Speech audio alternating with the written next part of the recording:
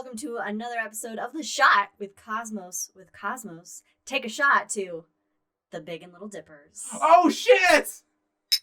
Oh, yeah. And with dinks, those of you who are not with us.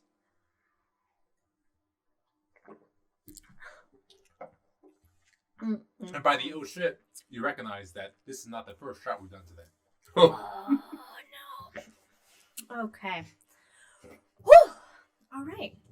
This is going to be great. Big. It's going to be big or little, one of the two. The Big and Little Dippers. It's going to be a hard one to get through. Oh, yeah.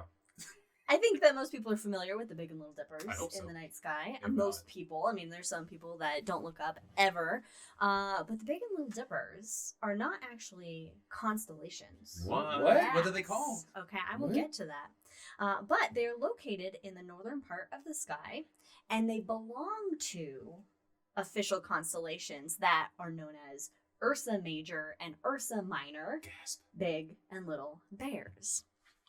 The Big Dipper and the Little Dipper parts of them, these are what's known as asterisms. Asterisms. Yeah, they're basically like little like shapes or pictures that people see or make up that are a part of the official constellations Oh, so we that can are make up our categorized. own. Yeah, anybody can make up their Sweet. own Oh, cool. asterisms. Like the great cell phone in the sky. Yeah, exactly. In fact, I think Very it's modern. in England. Like the Big Dipper is also the plow. Sure.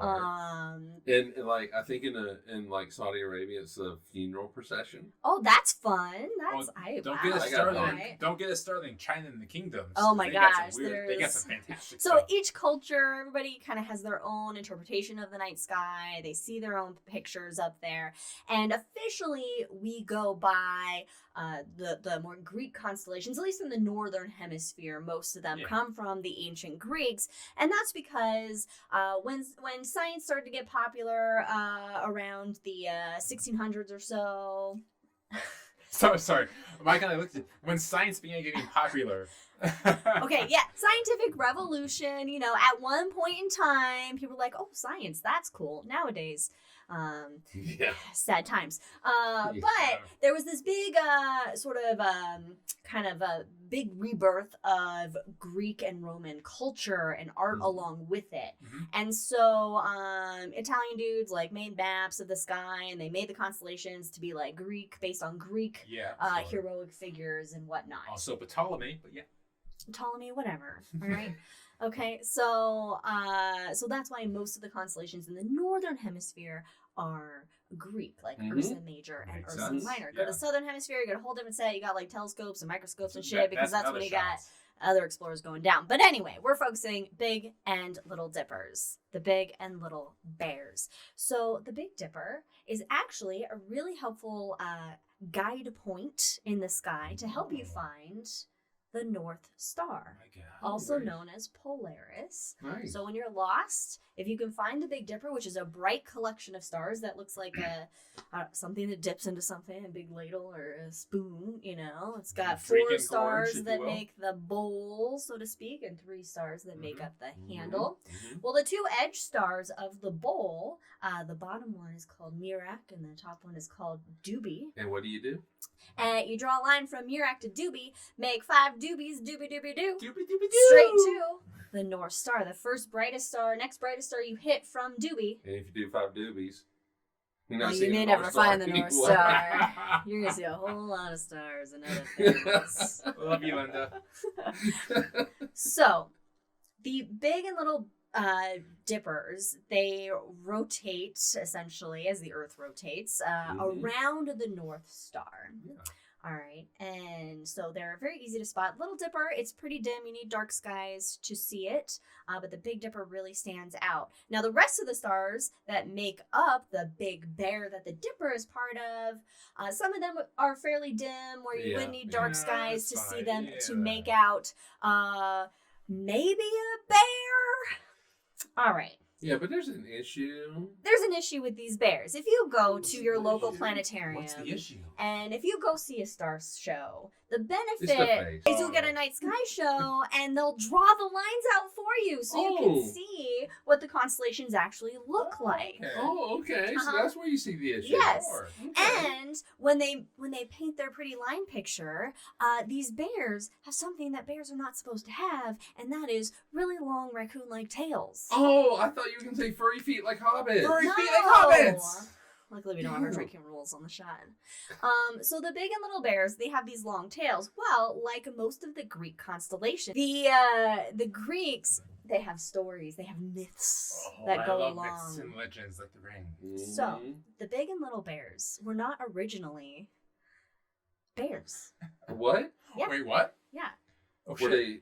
They were Oh, they were humans, they were skunks. people. So, what happened was, the big bear was a beautiful woman named Callisto. Ooh.